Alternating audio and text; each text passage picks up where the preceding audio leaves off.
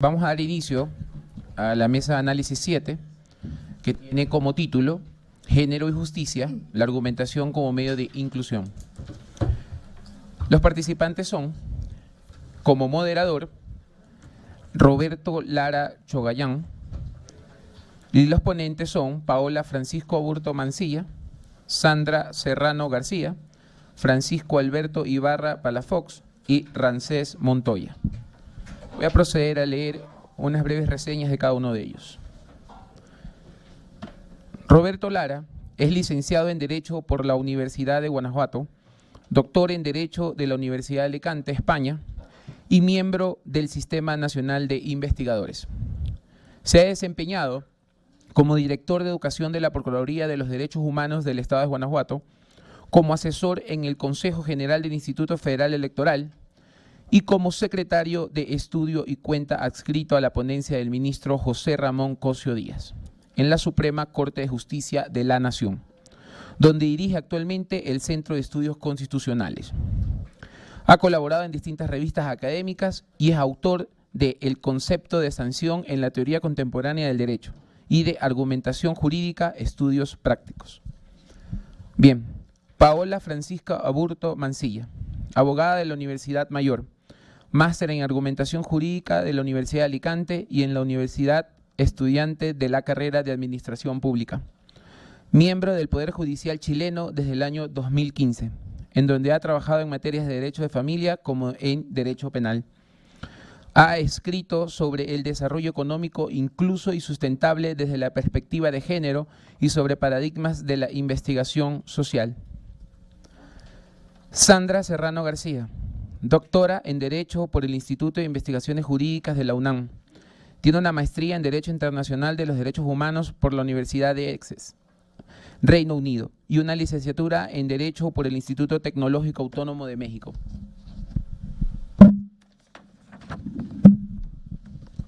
Profesora investigadora de la Facultad Latinoamericana de Ciencias Sociales, sede México. Es directora del Observatorio sobre Desapariciones e Impunidad en México. Ha sido consultora para organismos como la Corte Interamericana de Derechos Humanos y la Comisión Interamericana de Mujeres, la Organización de Estados Americanos y el Instituto de Derechos Humanos de la Barra Internacional de Abogados. Entre sus publicaciones se encuentra Violaciones, Derechos Humanos y Contexto, herramientas propuestas para documentar e investigar, los derechos humanos y la violencia, y los derechos en acción, principios y obligaciones de los derechos humanos. Ramsés Montoya es abogado, tiene la especialidad en Derecho Constitucional y Amparo y la maestría en Derecho por la Universidad Autónoma de Querétaro. Cuenta con la maestría de Argumentación Jurídica en la Universidad de Alicante, España. Asimismo, cuenta con estudios de especialización y posgrado en Derechos Fundamentales por la Universidad Carlos III de Madrid. Es doctor en Derecho por la Universidad Autónoma de Querétaro. Ramsés se desempeña actualmente como secretario del Tribunal Colegiado y recientemente fue designado con la distinción de candidato a investigador nacional dentro del Sistema Nacional de Investigadores de CONACYT para el periodo 2019-2021. Muy bien. Luego de esta breve reseña, damos inicio bajo los parámetros que el moderador les va a explicar a cada uno de los ponentes. Gracias. Muchas gracias. Muy buenos días a todos, a todas. Sean bienvenidos al Instituto de Investigaciones Jurídicas de la UNAM en el marco de esta Red Iberoamericana de Argumentación Jurídica. Agradezco a los organizadores la invitación que me hicieran para estar esta mañana coordinando, moderando esta mesa. El tema que nos ocupa es de suyo, de la máxima relevancia. Es un tema que no podía faltar en un congreso como este.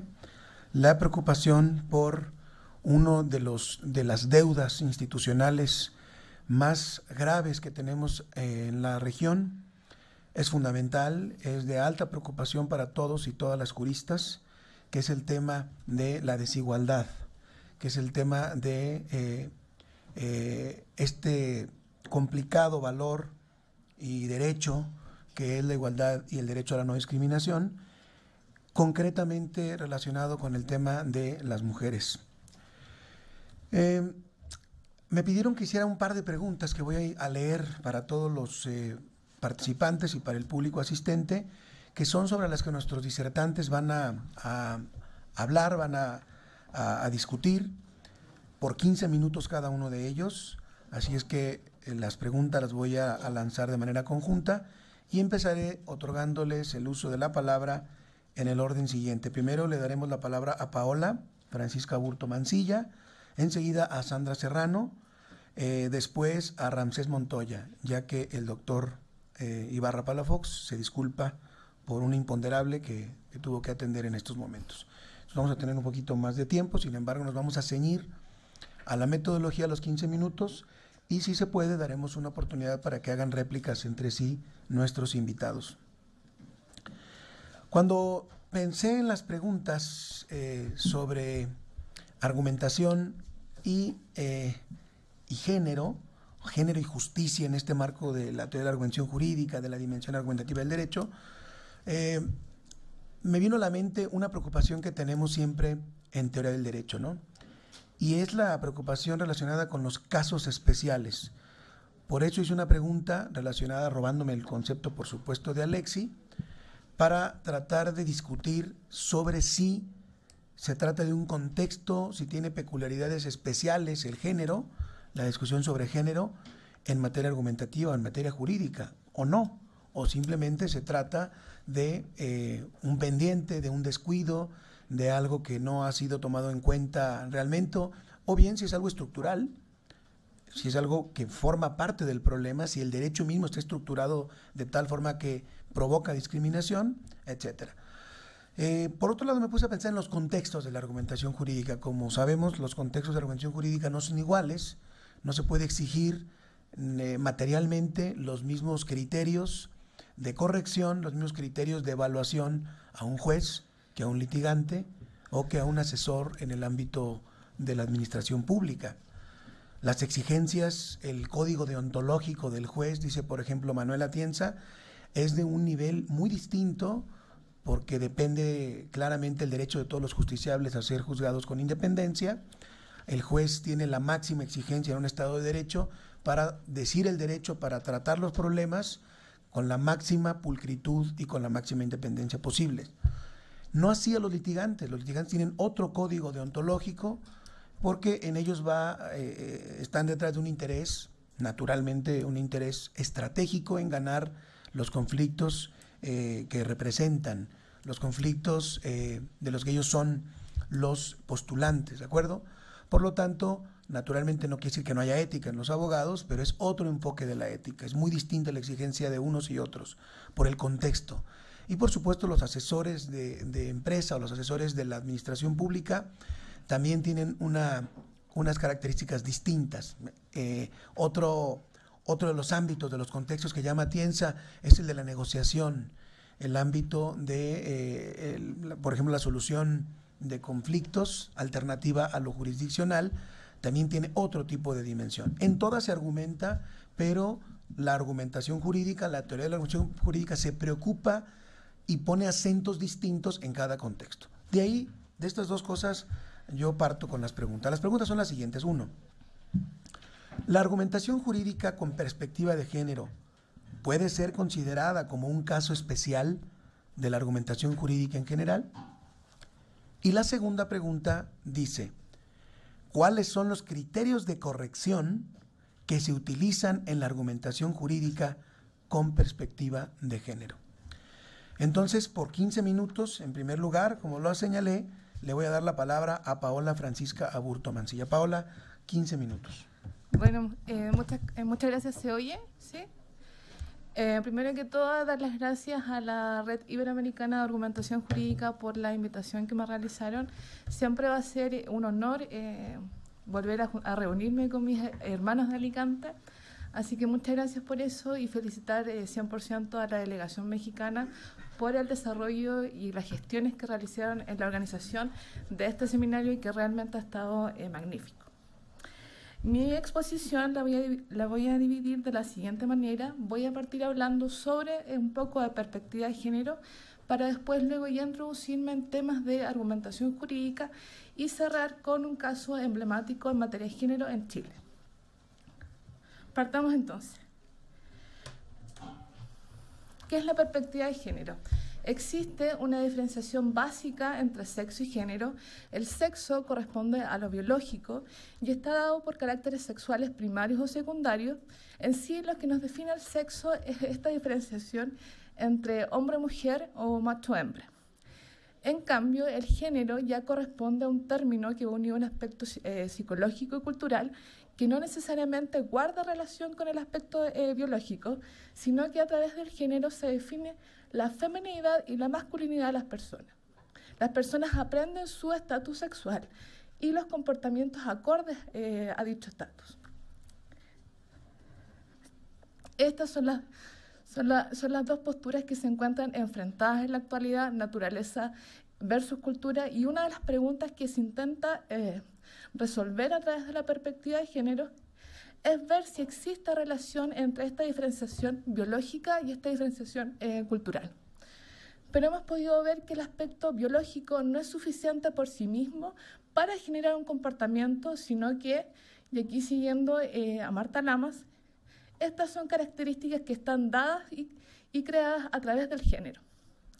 Y también esto reviste una de las consignas que el movimiento feminista intenta erradicar a través de la deconstrucción del género, ya que ha sido así como se ha ido organizando, perdón, pues tengo un poco la garganta seca, organizando, construyendo y dividiendo nuestra sociedad. El feminismo no es nada nuevo. En 1730, Mary Steele ya planteó la cuestión de por qué si los hombres nacen libres, las mujeres nacen esclavas. En la actualidad, en los años 70 aproximadamente, en algunos países escandinavos ya se empezó a enseñar en algunas escuelas de derecho la jurisprudencia feminista, que tiene como objeto de análisis ver cuál es el papel que juega el concepto de género en la creación y en la aplicación del derecho. La aplicación del concepto de derecho, o sea, de género en el derecho, nos ha significado transicionar desde leyes de igualdad clásica o formal a leyes ya de igualdad moderna o material. Y esto se debe a que la perspectiva de género incorpora una serie de cambios sustanciales en igualdad efectiva intergénero, y es por esto que la importancia de que la misma sea aplicada de manera transversal en la totalidad de los procesos normativos, tanto o desde su creación, su interpretación y su aplicación, como también en la totalidad de las políticas públicas. Desconocer o no entender la complejidad que reviste la perspectiva de género solo nos ha ayudado a perpetuar y en algunos casos incrementar la discriminación hacia las mujeres y hacia algunos colectivos. Ya entrando en la materia que nos atañe hoy en día, o sea, la argumentación jurídica, debemos entender por argumentación jurídica a esta actividad tendiente a dar buenas razones a favor o en contra que permitan sostener una tesis y la cual se va articulando a través de estos diferentes tipos de argumentos. Unas de las permisos.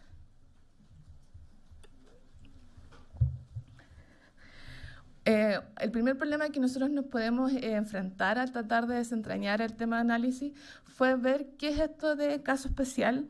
La interpretación que yo realicé fue uniendo la perspectiva de género con el contexto sociohistórico contingente que nos tiene hoy en día debatiendo sobre perspectiva de género. Así que opté por interpretarlo como la argumentación jurídica con perspectiva de género es un caso especial de razonamiento jurídico, moral y crítico. El problema de la argumentación jurídica con perspectiva de género no es que estemos hablando de algún tipo de vacío regulatorio o que exista algún tipo de antinomia. El tema está en que existen normas aplicables al caso en concreto. En algunas legislaciones sí son escasas, pero el punto está en cómo debe ser interpretado en el sentido técnico la norma desde el enfoque de género. Porque ya debemos saber que la ley así sin más es insuficiente para ser interpretada en sentido neutro y esto puede conllevar a una serie de evidentes injusticias. Y es aquí donde aparece la importancia de los principios orientadores del derecho como criterio de corrección. Por ejemplo, la igualdad. Ya no entendía la igualdad desde el prisma estándar de hombres y mujeres son iguales, sino desde una visión mucho más compleja y nutrida, que obliga al principio de igualdad a relacionarse con el resto del ordenamiento jurídico desde una triple función. Una, como fundamento de normas jurídicas. Dos, como guía y orientación en la aplicación del ordenamiento. Y tres, como parámetro de valoración. Y esto se debe a que la aplicación objetiva del derecho tiende a reproducir una versión social que es la preponderante, que por lo general es masculina, y esto puede conllevar a una desprotección real y legal de ciertos colectivos y, por supuesto, de las mujeres. También encontramos el principio de equidad. Equidad e igualdad no es lo mismo. A menudo ha tendido a confundirse esto de equidad de género con igualdad de oportunidades, pero lo que en sí pretende la equidad es estandarizar las oportunidades que se encuentran vigentes para repartirlas de manera justa entre hombres y mujeres.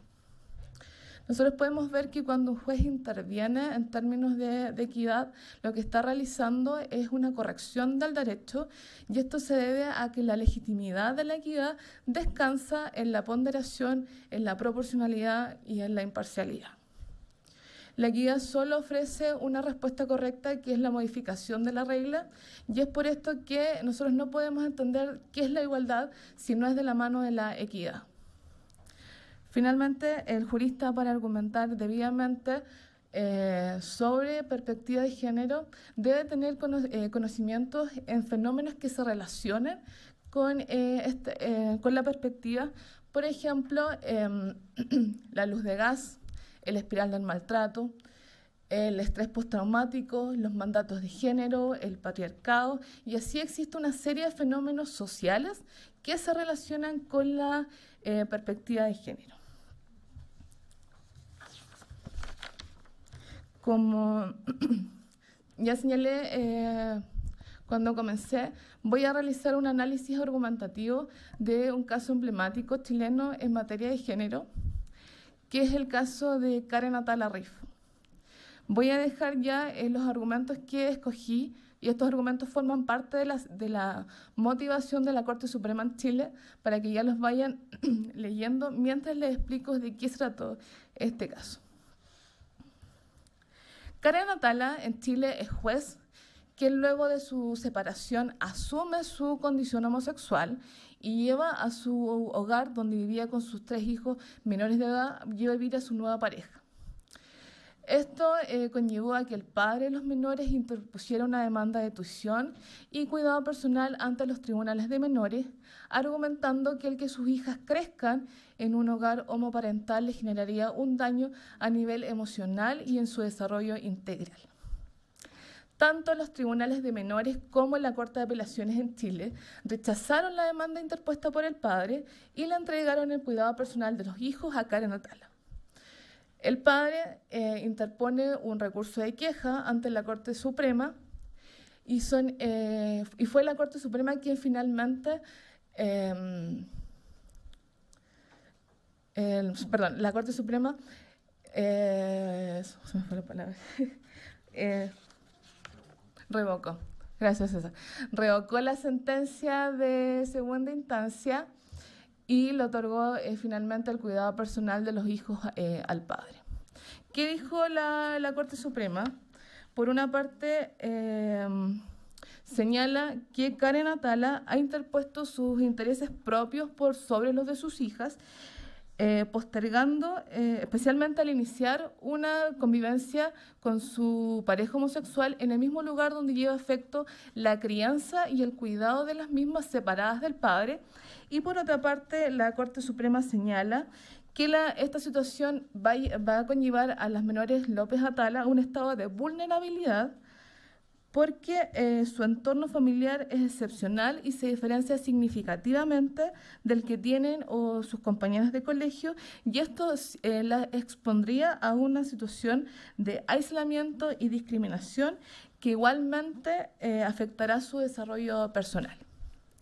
Yo no sé si a ustedes les provocan los mismos conflictos que a mí estos dos argumentos, más allá de que parece que está dada por la motivación está dada por la moral propia del sentenciador y no desde la moral propia del derecho. Estos dos argumentos están llenos de estereotipos y de la heteronormatividad que a la fecha sigue imperante en Chile. Analicemos el conflicto.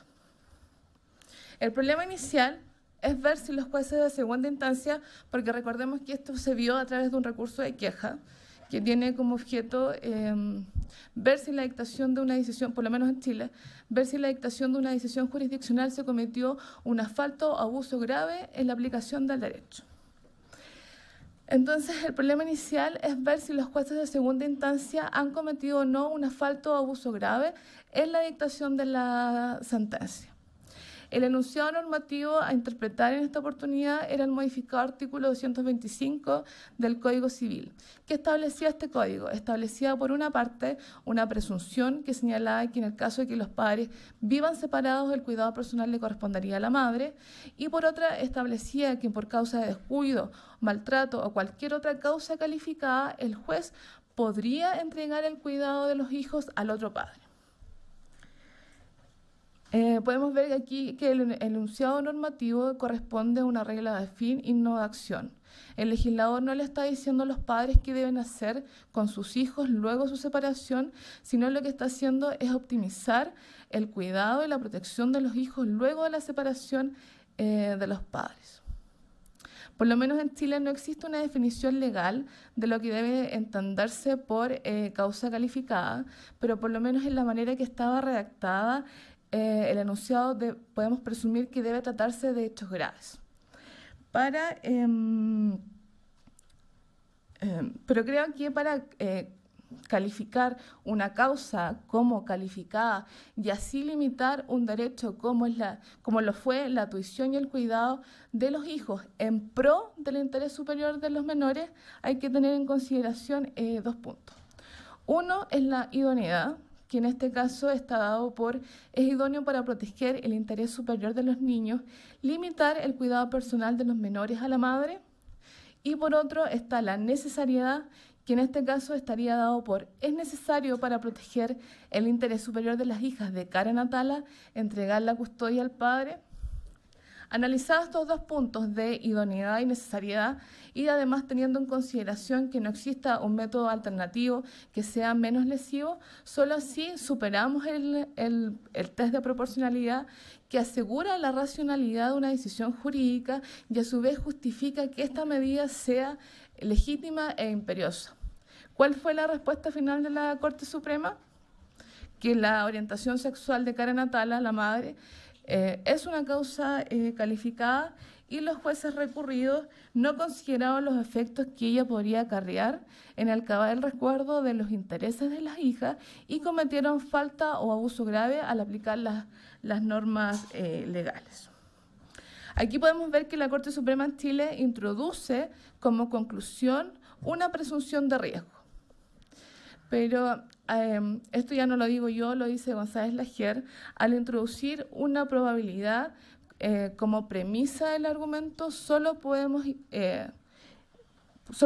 deducir la conclusión con cierta probabilidad inferencial. Yo no sé si aquí la Corte Suprema intentó introducir esta presunción de riesgo como máxima de la experiencia. Creo que más bien creó un antimema al no poder comprobar su hipótesis, antimema que afortunadamente la Corte Interamericana derrotó.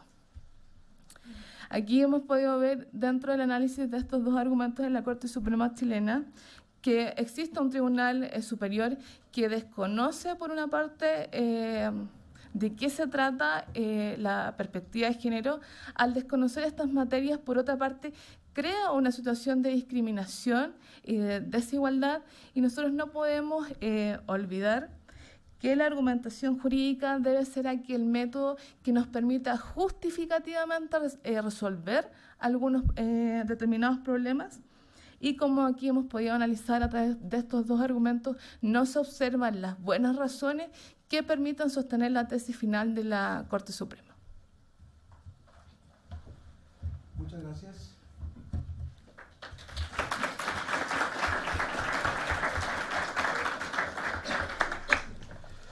Muy bien, con esta participación inicial tenemos ya una de las posturas de los cuernos, digamos, del dilema, absolutamente en sentido afirmativo. Sí es un caso especial, nos dice Paula, y nos dio sus razones. Vamos a escuchar ahora a mi querida amiga Sandra, colega de otros tiempos y de algunas batallas, y para que nos hable por 15 minutos también sobre estas preguntas que ya tenía. Adelante, Sandra, por favor. Muchas gracias, Roberto. Un placer estar aquí. Muchísimas gracias a la Red Iberoamericana por la invitación a las instituciones convocantes. Y bueno, un placer también compartir mesa con Paola y con Ramsés. Yo no tengo una claridad en el sí y el no. Y me explico por qué. Porque me parece que sí, o sea, que uno podría argumentar el decir sí es un caso especial, pero al mismo tiempo lo que me mantiene en una posición de no es que no es que argumentar con perspectiva de género utilice herramientas distintas o nuevas o diferentes a las que utilizaríamos en cualquier otro caso. En realidad utilizamos las mismas herramientas. Lo que lo haría especial en todo caso es la intención. Esa es la diferencia. No es una cuestión de estricto derecho, sino la intención que se tiene al argumentar con perspectiva de género. Argumentar con perspectiva de género implica hacerse cargo de las relaciones asimétricas de poder en razón de género. Y es esa intencionalidad lo que lo hace diferente, pero no el tipo de herramientas argumentativas que se utilicen. No es un ejercicio jurídico diferente, es un ejercicio jurídico como cualquier otro que haríamos, integrado con derechos humanos, por supuesto, no un ejercicio fuera del ámbito de protección de los derechos humanos, pero no sería un ejercicio, me parece, extraordinario o especial en ese sentido, porque las herramientas son muy similares, aunque al hacer el ejercicio consciente, por supuesto que las herramientas adquieren un cierto cariz. Y entonces me explico, por eso mi duda, por eso no puedo dar un sí o un no, porque parecería que sí, pero de repente no. Argumentar con perspectiva de género no implica más que argumentar el derecho a la igualdad, como ya lo decía Paola, ¿no? Es lo único que tenemos que hacer, argumentar el derecho a la igualdad como principio, no en tanto derecho, pero el género no es una categoría jurídica en cuanto tal, no es que sea una herramienta como tal o un proceso en sí mismo. Lo que se hace cuando se argumenta con perspectiva de género es en realidad poner el principio de igualdad en el centro de la discusión. Ahora, no un principio de igualdad en su sentido más tradicional, entendido como similitud y diferencia, como una cuestión relacional, ¿no? Sino el principio de igualdad entendido más al estilo Roberto Saba, de igualdad social, de que tenemos que entender al derecho a la igualdad no en comparación con los otros, sino a la luz de los distintos sectores o grupos que se encuentran en una situación de desventaja. Y asumiendo, ahí sí siguiendo a Ferrajoli, que no necesariamente existe un parámetro, porque la idea de la similitud y diferencia, desde donde solemos pensar la igualdad, lo que establece es un parámetro, y el parámetro es el hombre blanco barbado, heterosexual, cristiano, burgués, europeo, ¿no?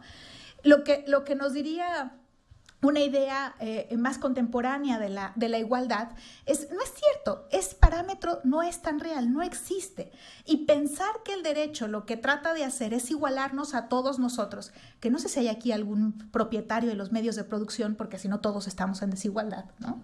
Hombres y mujeres, salvo que haya aquí algún propietario de los medios de producción. Entonces, cuando el derecho trata de igualarnos a ese parámetro, en realidad se equivoca, porque todos pertenecemos a grupos o sectores muy diversos. Y entonces lo que el derecho tiene que tratar de hacer es lograr aplicarse, aterrizarse para poder satisfacer el efecto, para darle efecto útil a cada derecho y que cada grupo o sector social efectivamente viva los derechos. Entonces es recuperar el principio más básico del derecho romano, ¿no? El effet utile. Hay que recuperar ese efecto útil para poder interpretar el principio de igualdad. A ver, entonces, ahora, una vez que sabemos que argumentar con perspectiva de género no es más que argumentar el principio de igualdad y leer así todo el caso, sí hay momentos claves, o sea, sí esto implica un ejercicio específico, porque lo que intentamos entonces es respondernos la pregunta, lo que sucede, sucede en razón de género, es decir, a alguien le sucede algo por su pertenencia a un grupo históricamente desaventajado, en este caso estamos hablando de género, pero bien podríamos estar hablando de cualquier otro grupo. Y eso es otra de las cuestiones por las que considero que tampoco es necesariamente un caso especial, porque los mismos procedimientos podríamos estarlos utilizando para hablar de personas con discapacidad, para hablar de niños, niñas y adolescentes, o sea, no estamos en realidad haciendo algo solamente para género. La estructura argumentativa sirve para cualquier otro grupo. Porque la pregunta es esa. Lo que sucede, sucede en razón de género o lo que sucede, sucede por la pertenencia de alguien a un sector en discriminación histórica.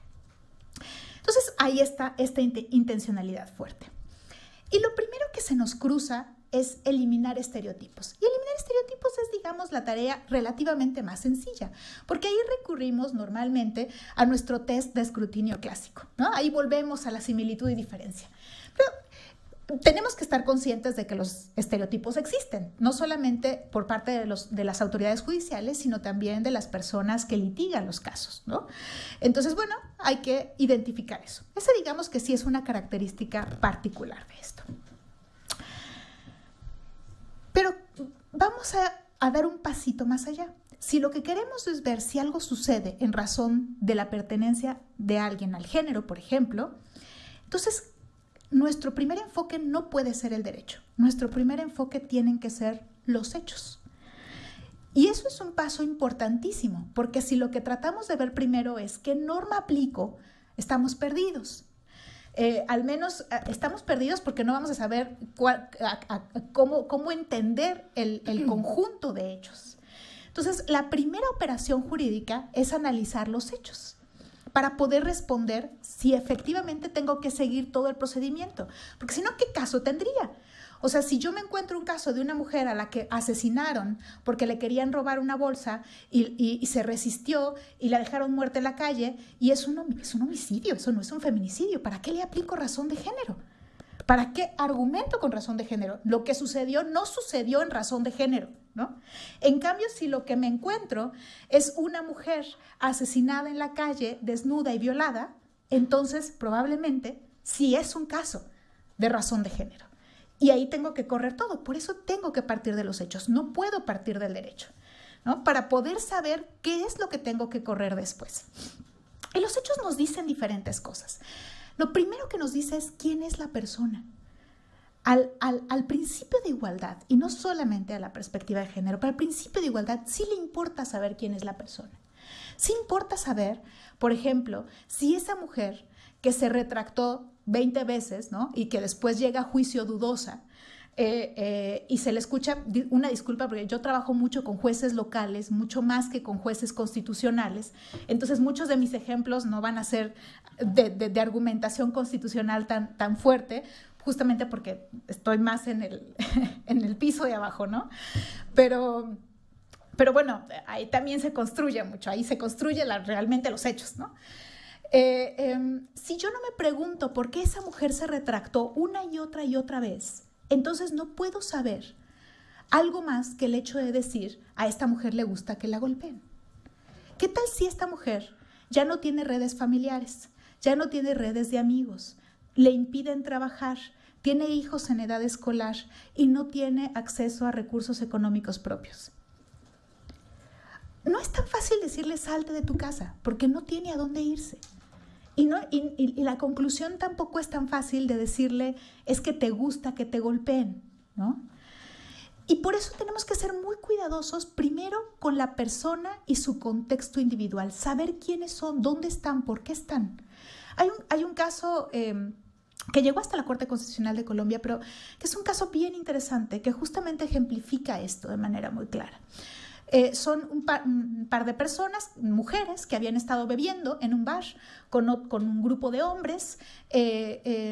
Salieron del bar, se conocieron ahí, salieron del bar, van atravesando un parque oscuro. Estos hombres las asaltan, la mayoría de estos hombres se van y se queda uno de estos hombres con ellas dos. Y ellas alegan que él las viola. Él dice, es imposible que yo haya violado a 2 mujeres. En el robo, él les mostró un arma y él les seguía diciendo, mientras las violaba, o ellas alegan esto, que él seguía trayendo el arma. Lo que la jueza decide al final es que era imposible que él hubiera cometido esa violación porque una de estas mujeres hubiera podido correr. Un poco que en sentido contrario, lo que la jueza argumenta en este caso es que después del robo a ellas tuvieron un súbito acto de pasión por el asaltante. Eso es básicamente lo que la jueza está alegando en sentido contrario, ¿no? Porque el estado de temor en el que queda alguien después de sufrir un asalto en un parque oscuro, cuando alguien sí te mostró un arma y después te dice que la sigue teniendo, aunque efectivamente no la sigues viendo, ese contexto específico es el que se debe tomar en cuenta. Esos hechos concretos. Si eso se extrae de la ecuación, uno termina diciendo eso. Lo que pasó con estas 2 mujeres es que tuvieron un súbito acto de pasión con el asaltante. Bueno, eso es más increíble que pensar que ellas estaban en un estado de temor, ¿no? Pero esa conclusión es a la que finalmente llega el caso, porque el caso dice, bueno, no tengo mayores elementos, ¿no? Y entonces entender los hechos individuales es importante, pero entender los hechos del contexto social es fundamental, que ya lo decía Paola, ¿no? Esto lo tenemos que poner dentro de un conjunto más amplio de casos. Esto no pasa solo porque es una mujer que se llama Laura o una mujer que se llama Adriana, sino pasa porque Laura y Adriana son mujeres y esto le suele pasar a las mujeres. Esta violencia de género le suele suceder a las mujeres, ¿no? Entonces, la interpretación que hay que darle, la forma de leer esto, no son como hechos aislados, sino es como algo que suele suceder por esa razón. Y ahí tenemos que meter y entretejer esa razón de género. Y si no entendemos todo eso a la luz de estos contextos más amplios, entonces de nueva cuenta no nos estamos haciendo cargo de esa desventaja histórica, sino solo estamos tratando de resolver el caso. Y claro, hay que resolver el caso, por supuesto, pero para resolver ese caso en toda su completud, habría que ver cómo eso se relaciona con ese contexto general más amplio. Y esto, por supuesto, tiene muchas implicaciones, medidas provisionales, la forma en la que se entiende la participación de ciertas imputadas en los delitos, o sea, un montón de cuestiones y para efectos de proporcionalidad de la pena y demás, o sea, tiene muchísimas implicaciones. Y esto, por supuesto, entonces también trasciende al derecho. Voy a ir ya un poco más rápido porque me quedan 3 minutos. Hay una característica, bueno, más bien un mecanismo que se llama recaracterización, que se suele pensar solamente como para el género, que es en realidad una reinterpretación, pero en el derecho internacional de los derechos humanos y específicamente de las mujeres le pusieron recaracterización, pero es una reinterpretación. Se pensó para mujeres, pero sirve para cualquiera. Llegó la delegación de Arabia Saudita al Comité de Derechos Humanos hace algunos años y entonces decían, no, las mujeres son absolutamente libres en Arabia Saudita. Y entonces le preguntaban a la delegación, oigan, ¿y las mujeres pueden ir a cualquier lado? ¿Pueden circular?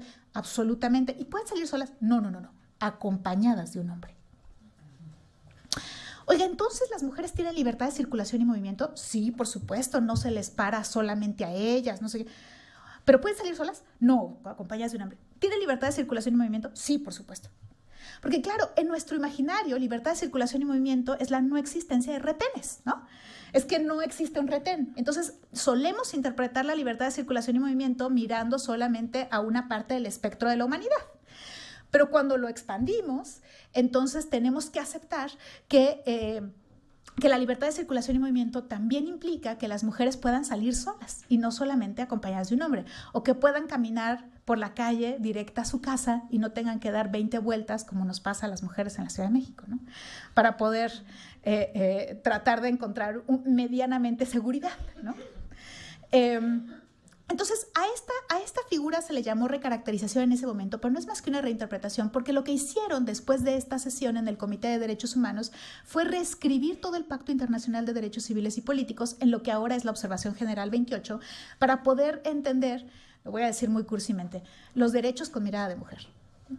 Ya estaba la CEDAW, pero uno de los errores graves de pensar en los derechos de las mujeres e irse solamente a la CEDAW y a la Belém do Pará es pensar que ahí están contenidos todos los derechos. No es cierto, ahí están contenidos tal vez una cuarta parte de los derechos. Entonces nos perdemos de todo el andamiaje jurídico de protección de los derechos, que es de toda la humanidad, no solamente de los hombres, y no solamente los derechos de las mujeres están en la CEDAW y la Belém do Pará. Entonces, cuando hacen esta reinterpretación de los derechos, nos enseñan a reinterpretar derechos. Y aquí entran cuestiones un poco más complejas, como la legítima defensa.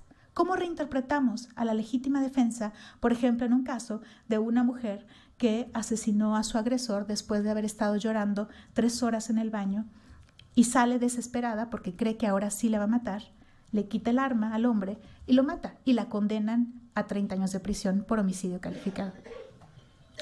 Entonces, el no entender la situación de que esta mujer había estado viviendo una situación de violencia por más de 10 años y la situación del ciclo de la violencia en el que ella se encontraba, hace que estas figuras clásicas y tan cerradas como la legítima defensa no tengan otro tipo de interpretación. Claro, esto sí lo han tenido en cortes como Canadá, incluso Argentina tiene una sentencia también en este sentido, Estados Unidos tiene un montón de casos de esto, pero en México somos muy reticentes a pensar en esto. Y ya nada más para cerrar, hay que tener en cuenta, sí, algunas situaciones particulares. No todas las condiciones por ejemplo, de violencia de género son el centro del caso. En muchas situaciones, la violencia de género son las condiciones que rodean los casos y también deben considerarse. Por eso, en ese sentido, tiene cierta especificidad, porque nuestra intención siempre es claramente hacernos cargo de esa desigualdad. Si lo que sucedió por la pertenencia al género, entonces hay que hacernos cargo de esa desigualdad. Y entonces ciertos elementos contextuales necesitamos considerarlos, aunque no sean la litis específica de ese caso. Y me quedaría hasta aquí. Gracias, Roberto. Muchas gracias.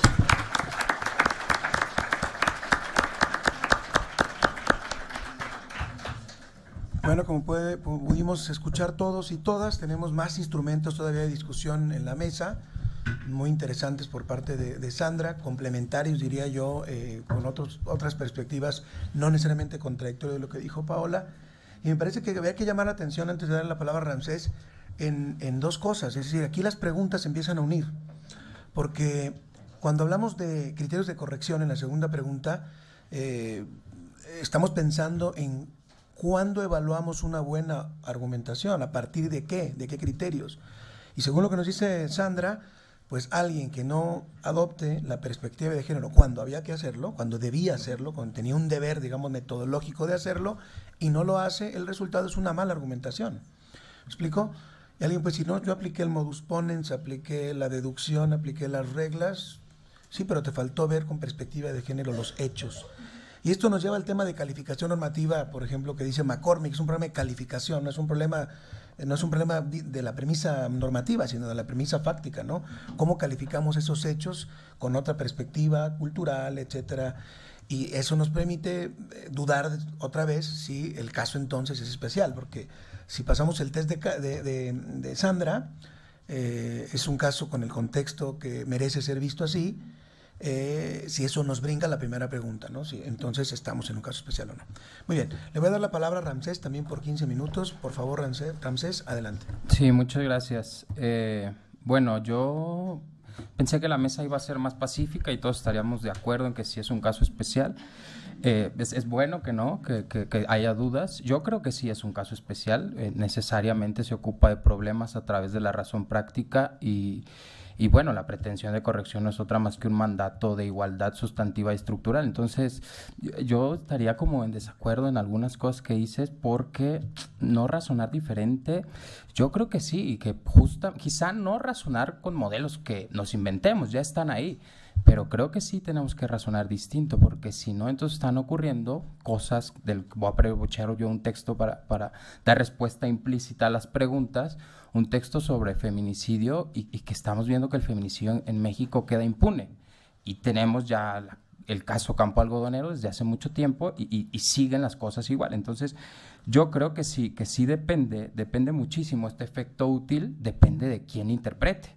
Y para interpretar, digamos, sí tiene que utilizar modos distintos de razonar. Pero bueno, entonces trataré de responder con eso.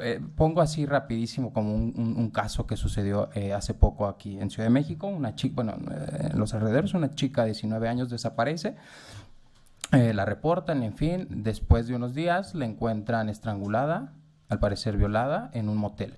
Se logran por ahí obtener filmaciones. Ahí había contratado, después de salir de una cena, algo así, había contratado un vehículo, estos de teléfonos inteligentes y tal, y en fin, resulta que esa cámara logra captar que antes de bajar se detiene el conductor y voltea, algo pasa, ella viene detrás, en fin, no, se supone que no la deja bajar, el conductor se echa de reversa y se va, ¿no? Y ya pasa lo demás. Y entonces, dos frases que me impactaron en las redes sociales, que ustedes saben que generalmente son como medios de desinformación a veces. Y dice lo siguiente, ¿no? No la mataron simplemente por ser mujer, se emborrachó, a los papás no les importó, dormían tranquilos, se detuvo a que la manosearan. Luego otro dice, esa muchacha, está mal decirlo, pero ella se lo buscó, imagínense.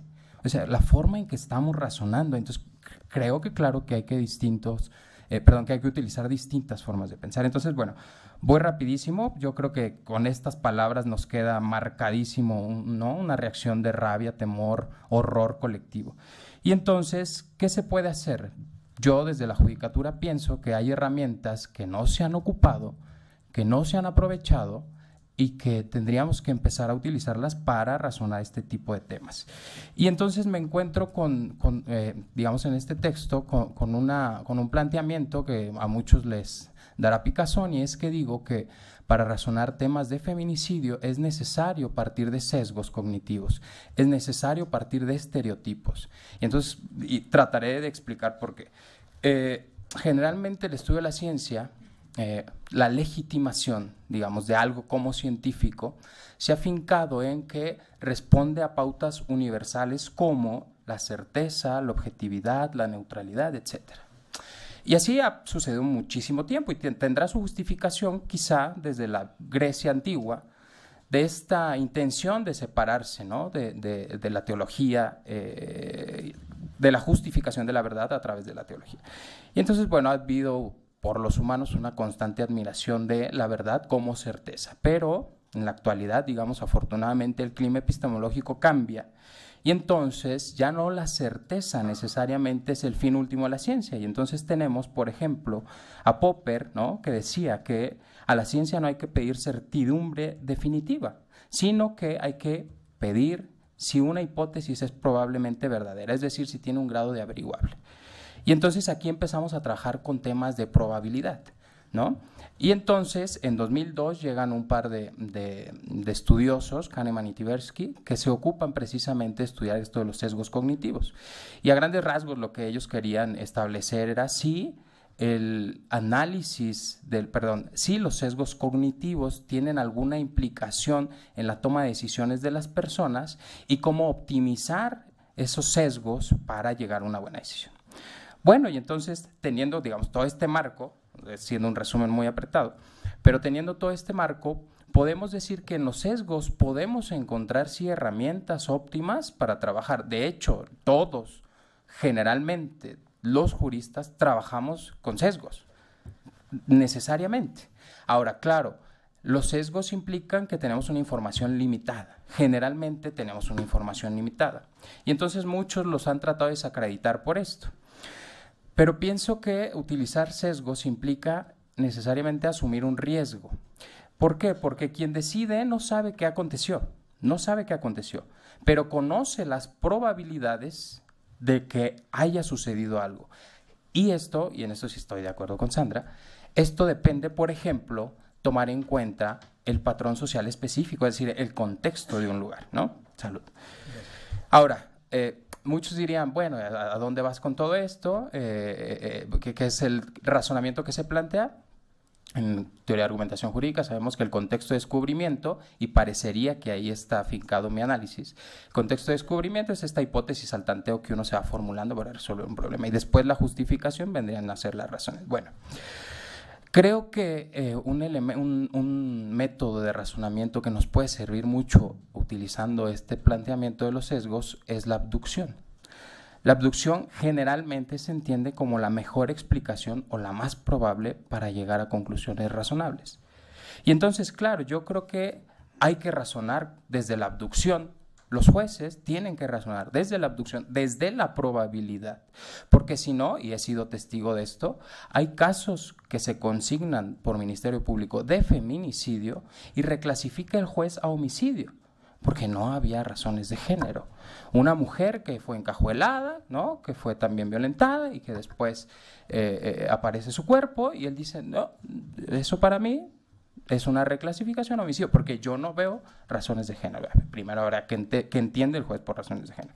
Entonces, bueno, lo que yo digo es, sí es necesario razonar distinto, sí es necesario razonar distinto, y por supuesto, para razonar distinto hay que tener en cuenta los contextos, ¿no? Es decir, tenemos que tener en cuenta, los que se dediquen en el tema de los tribunales, la geografía, la antropología, las estructuras de las relaciones sociales vigentes en el lugar donde ocurrieron los hechos.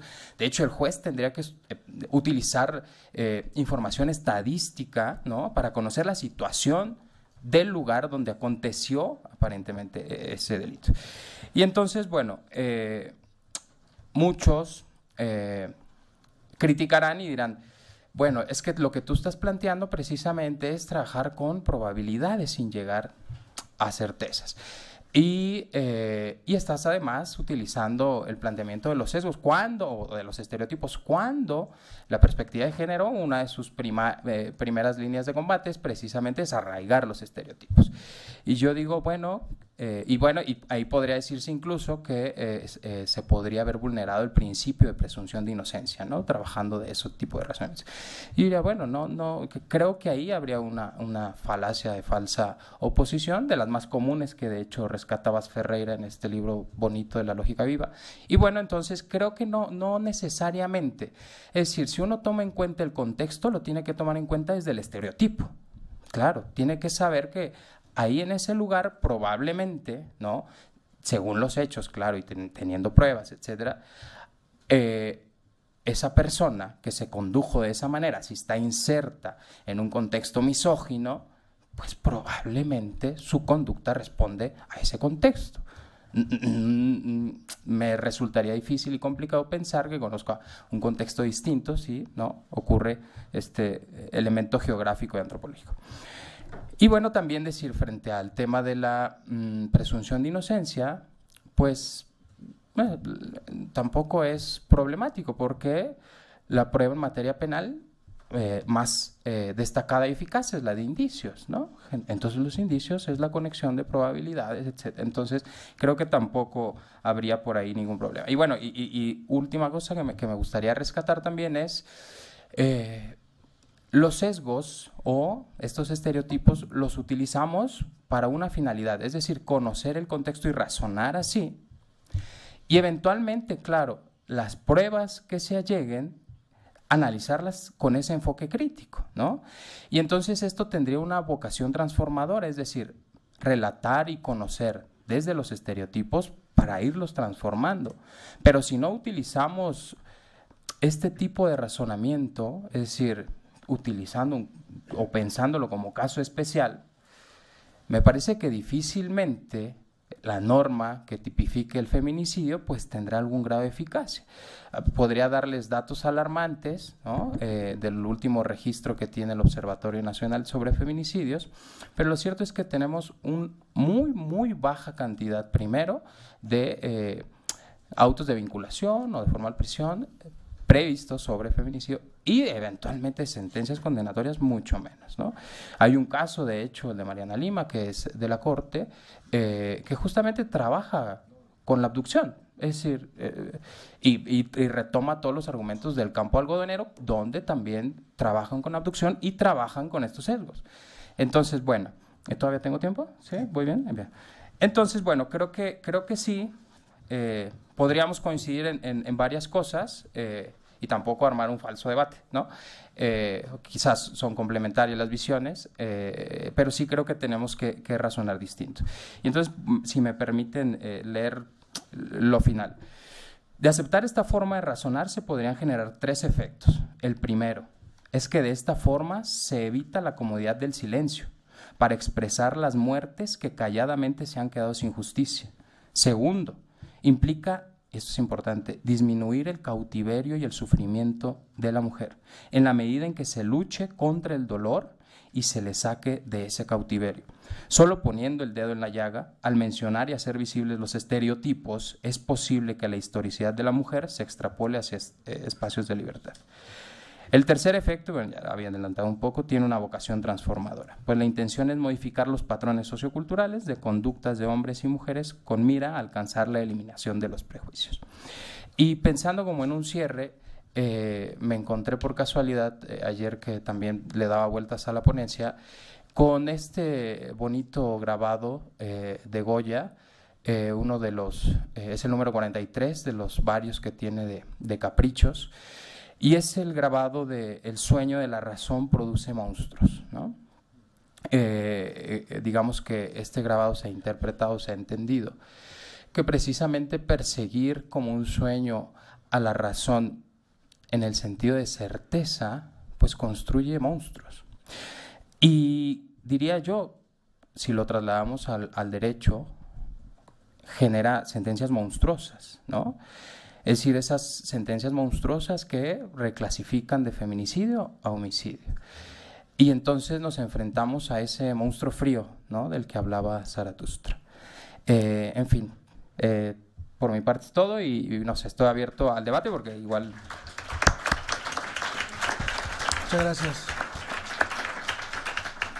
Gracias a Ramsés por su participación. Tratando de no sé, dar algunas puntadas, dar algunos puntos de contacto, digamos, del debate, me gustaría mencionar 3 cosas para ir hilvanando estas cuestiones, ¿no? Claro, todas las preguntas, cuando las analizamos desde la perspectiva filosófica, deben empezar, dirían los expertos, por un ¿de qué estamos hablando?, ¿no? Sí, cuando decimos caso especial con respecto a qué. ¿Me explico? Porque así puede haber efectivamente un falso debate cuando alguien responde especial respecto a A y alguien dice no, esto es especial respecto a B. A lo mejor no hay desacuerdo, pero es que están hablando de cosas distintas. Se me ocurre simplemente trazar 3 cosas. Yo no preparé ponencia, naturalmente, yo vengo nada más a moderar y aquí estoy más o menos recogiendo lo que escucho. Y se me ocurren 3 cosas. 1, si hablamos de especial con respecto a las herramientas argumentativas, eso sería un primer problema, ¿no? Hay algo distinto en la argumentación que no es de género con relación a la argumentación que es de género en cuanto a herramientas, en cuanto a técnicas, en cuanto a utilizar la inducción, la deducción, la abducción, el argumento finalista, la ponderación, etcétera. Uno diría difícilmente vamos a encontrar en otro saco de herramientas, y en eso estoy de acuerdo yo, o podríamos creo que estar varios de acuerdo con Sandra, que en cuanto a herramientas no podemos predicar especialidad. Pero si hablamos de fines, si los fines que persigue un tipo de argumentación y otra son distintos, es decir, el fin que persigue un buen argumento para resolver un tema de pagarés y de embargos de bienes es el mismo fin que persigue un tema de feminicidio. Uno diría, parece que no, porque en el pagaré, como bien decía Ramsés, voy a utilizar sus propios argumentos, pues lo que requiere es la certeza, simplemente si firmó el pagaré, si se obligó y si esto provocó el juicio ejecutivo mercantil y proceder con el embargo. Y ya está, ¿no?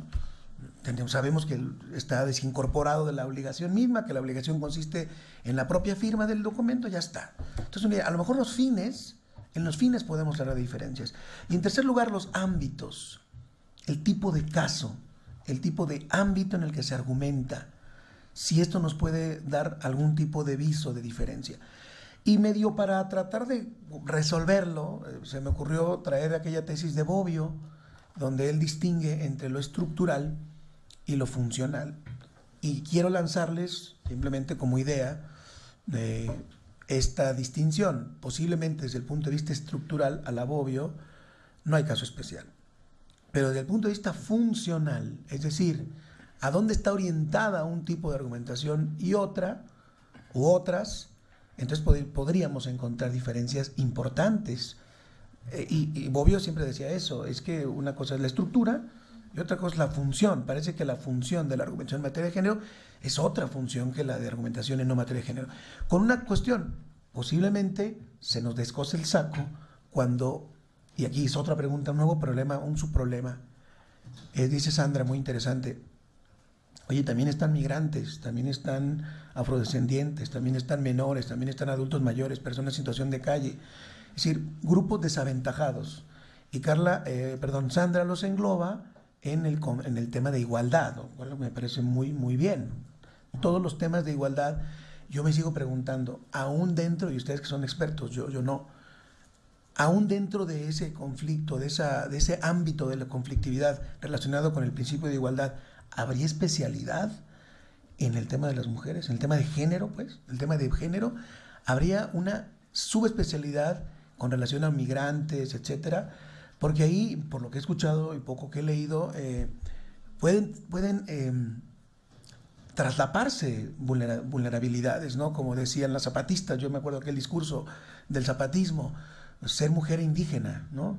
Mujer sola en el metro indígena. No es lo mismo que ser mujer, nada más, a secas, sino mujer indígena pobre, mujer indígena en una situación de vulnerabilidad todavía más profunda. Por lo tanto, simplemente lo pongo como si puede esto darnos algún tipo de pauta. Si ustedes me permiten, como me encargaron el changarro, entonces yo voy a ejercer de autoridad, y cuando uno ejerce de autoridad pues tiene ciertos privilegios. Entonces les voy a dar 5 minutos a cada uno para que puedan responder a sus réplicas, a manera de réplica de lo que han dicho los demás, y después pasamos a las preguntas del público en general. ¿Les parece bien? Entonces, por favor, Paola, tienes 5 minutos para decir, rebatir, criticar, responder lo que tú digas. Adelante. Me avisan si me equivoco, pero entiendo que acá en México el delito de feminicidio tiene relación con aspectos de género, ¿sí? Sí, claro. Por lo menos en Chile, para hacer el ejercicio comparativo, no es así. En Chile, dentro de la clasificación del delito de homicidio, como esta acción sencillamente de que uno mata a otro, encontramos el delito de femicidio, pero ya va hacia un aspecto de relación de familia, de que sea que la víctima sea cónyuge, sea conviviente civil o ya tenga alguna relación de familiaridad con, en este caso, con el homicida. No va hacia los aspectos de género. No sé si también entendí mal lo que dijo Sandra, pero ella señaló que los estereotipos es algo sencillo de derribar. No de derribar, sino más bien de ver, pues, no derribar es muy difícil. Pero... era claro, el punto de contrariedad era respecto a eso, porque lo había entendido como que era algo sencillo, cuando en realidad derribar un estereotipo hemos llevado a lo largo de nuestra historia tratando de derribar los estereotipos que han sido creados por nuestra sociedad, y estamos en pleno año 2018 y muchos de ellos que ya llevan siglos siguen vigentes. Comparto mucho lo planteado por Ramsey. Efectivamente, se necesita un razonamiento especial cuando estamos hablando en materia de género, y también debe ser analizado, como señaló Sandra, respecto a los hechos externos que revisten los delitos de violencia de género o cualquier otra materia que esté relacionado respecto a esta discriminación hacia las mujeres. Ya que nos quedamos sin autoridad, ya que somos ácratas, a ver, sí creo que es un falso debate en principio, Ramses. Yo coincido contigo, o sea, no, Yo puedo ceder fácil, que es una forma especial. No, esa no es mi preocupación, la puedo ceder muy fácil. Pero, digamos, me gustó la clasificación que nos hizo Roberto respecto de los fines, por ejemplo. Yo pensaría, como bien dices, Ramsés, que efectivamente tenemos sesgos todo el tiempo.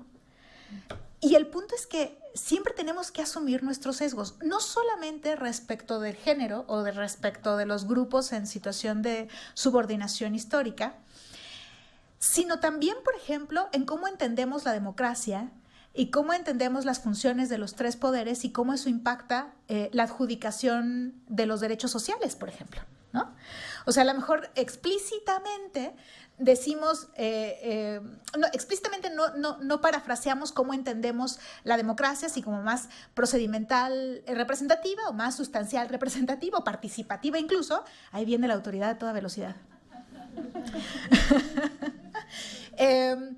Y sin embargo eso sí impacta todo nuestro actuar judicial, ¿no? Entonces por eso al principio dudé, ¿no? Y insisto y te la concedo fácil, ¿no? Y lo dudé justamente por estos fines, porque me parece que en toda actividad jurisdiccional metemos nuestros sesgos. De hecho, hay un ejercicio bien interesante que hacen los jueces en algunos estados de Estados Unidos y a nivel federal lo están haciendo ya cada vez más, impulsado por la Universidad de Harvard, que es un estudio de bias, ¿no? Entonces les hacen un cuestionario de preguntas a los jueces para ver dónde están sus sesgos. Y pueden ser de cualquier tipo. Pueden ser más de naturaleza política, económica o de desigualdad y de discriminación. Y por eso creo que en todo caso entonces todo sería especial. Porque en todos lados tenemos que partir de los sesgos, ¿no? Y si todo es especial, ya no. Y a lo mejor también es que yo no expliqué de dónde parto. Yo parto de teoría crítica. Yo parto de teoría crítica del derecho. Para mí el derecho no es neutral, para mí el derecho no es objetivo. Y a lo mejor debí de hacer explícito eso. Y lo otro es en esto de, asumiendo esto de los sesgos y que todos tenemos sesgos, eso implica que, y esto es la parte más difícil, que debemos de meter y de hacernos conscientes de esto en todo tipo de casos, no solamente en los que explícitamente son de género, como el feminicidio, la violencia. Por ejemplo, en el embargo. Hay una contradicción de tesis de la Corte que seguramente tú ubicas más, que es de embargos bancarios, ¿no? De hace ya algunos años, que alguna vez cuando yo estaba revisando sentencias me la mandaron de la Corte misma, la unidad de género de la Corte. Revisa esto, y yo la revisaba y decía, ¿dónde está el género acá? Pues esto no era más que una serie de... La contradicción era que unos tribunales colegiados decían que se podía embargar los bienes a las viudas porque los esposos habían firmado los pagarés o habían firmado los contratos hipotecarios y entonces ellas se habían quedado viudas y les habían embargado las casas a ellas. O se habían divorciado o el fulano se había ido y entonces a ellas les habían embargado las casas. Y otros tribunales colegiados decían que no podían embargarles a ellas, ¿no? Entonces había una discusión jurídica de bienes reales y bienes personales, ¿no? Había una discusión jurídica ahí de si una cosa podía trascender a la otra. Y el caso se resuelve como un embargo, donde los sesgos de género no importan. Las víctimas eran puras mujeres, ¿no? A las personas a las que les embargaban las casas eran puras mujeres. Muchas viudas, muchas mujeres divorciadas, muchas madres solteras. Y eso no se vio. Porque claro, ahí no estamos acostumbrados a pensar en términos de género. Y esos son los casos donde me parece que están nuestros siguientes retos. De poder mirar esos donde aparentemente pues es una relación contractual clásica, donde no tendríamos por qué meter estos elementos y donde sí se cruzan. Porque finalmente la afectación ahí fue claramente, porque uno de los argumentos es que en la escritura debía de establecerse que estaban casados por bienes en sociedad conyugal y ahí el debate de bienes personales y bienes reales. Y como no estaba en la escritura, entonces el banco puede ejecutar. Bueno, pues eso sí tiene implicaciones en aspectos de género, ¿no? Entonces, por eso me parecía que en todo caso, todos los casos son especiales en ese sentido de los fines, pero, insisto, la concedo rápido. Y la interseccionalidad es otra de las cosas que me preocupa, que ya comentaba Roberto, ¿no? Efectivamente, no basta solamente pensar en el género. El punto es que, el énfasis que se pone en el género, es porque somos más de la mitad de la población. y porque sí, podemos ser mujeres y entre los migrantes, las más pobres y las que sufren más son las mujeres. Entre los indígenas, las más pobres, las que tienen mayores incidencias en cuanto a la discriminación por ser indígena son las mujeres. Es decir, dentro de cada grupo en situación de subordinación, las que están en una situación peor suelen ser las mujeres. Pero me parece que esto no implica que no podamos ver o desdoblar las formas de discriminación. Yo creería que sí. Por eso pienso que son mecanismos y son herramientas y que debemos de utilizar y pensar para todos tipos de casos y no solamente para estos, ¿no? Muchas gracias.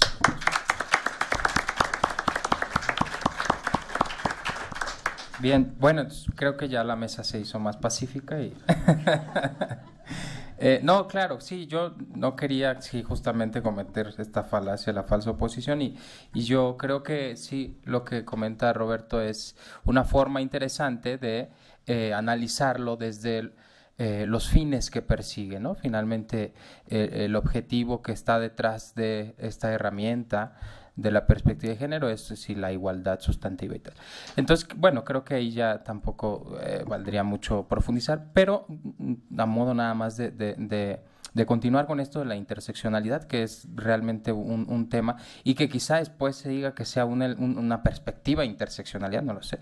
Pero, y lo comento porque hace poco escuché al presidente de la Corte Interamericana, el juez Ferrer, precisamente hablando de esta herramienta, ¿no? Que se utiliza o se ha generado a través de los análisis de pobreza, ¿no? Y precisamente que según cada escala de vulnerabilidad, ¿no? Puede uno ser más vulnerable, ¿no? Mujer, negra, pobre, con problemas de salud, anciana, y en fin, ¿no? Le seguimos. Entonces, claro, esa interseccionalidad necesita utilizar, digamos, parámetros de análisis distintos. Entonces, bueno, creo que a final de cuentas estamos de acuerdo en mucho.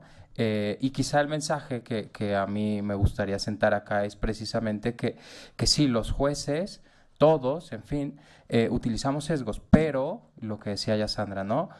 Hacernos conscientes de nuestros sesgos y después ser críticos con esos propios sesgos. De lo contrario, pues la vocación transformadora justo se queda en repetir el estereotipo, ¿no?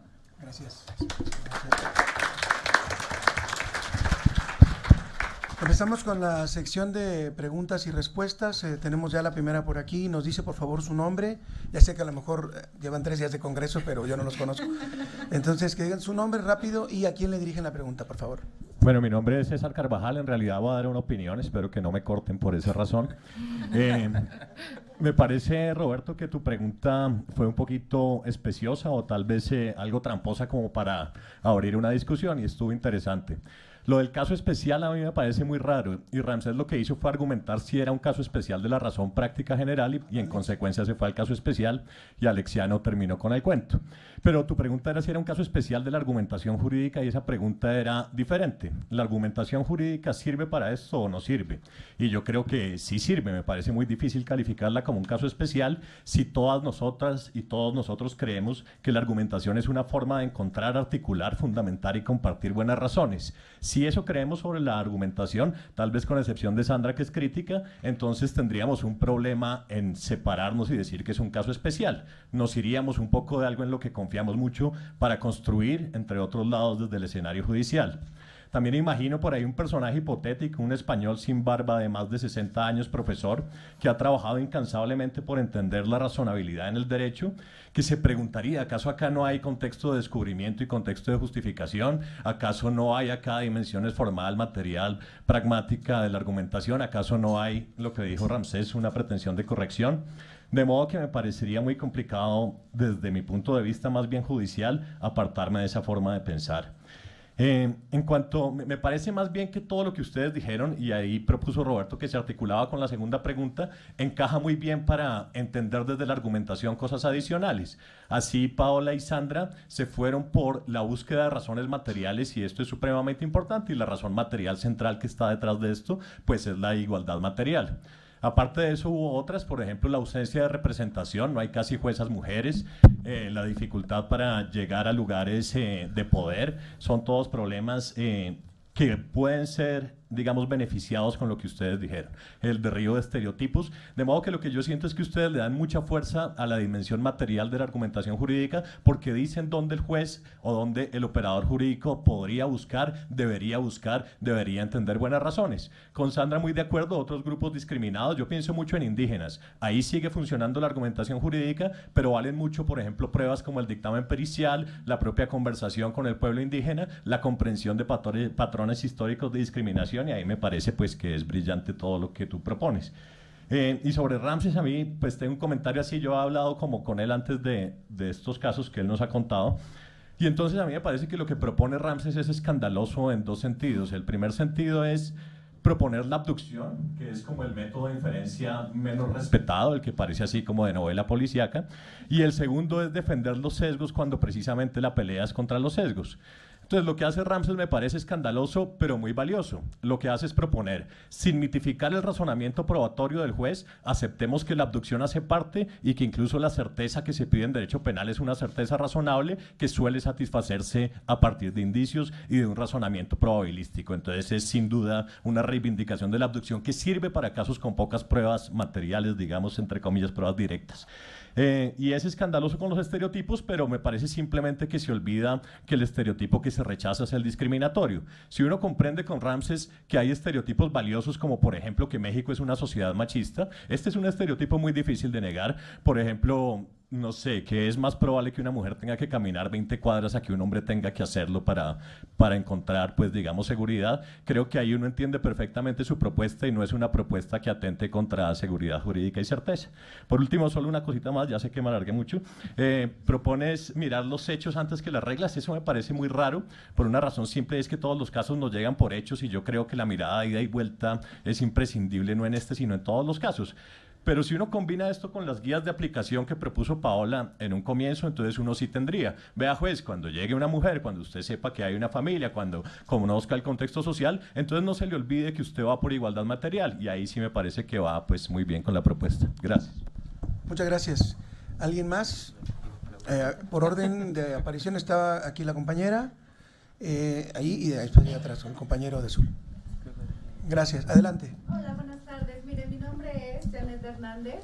De las ponencias, antes de felicitarlas, también advertí mucho que había recomendaciones para los jueces para ver de qué manera iban a atender los asuntos en materia de género.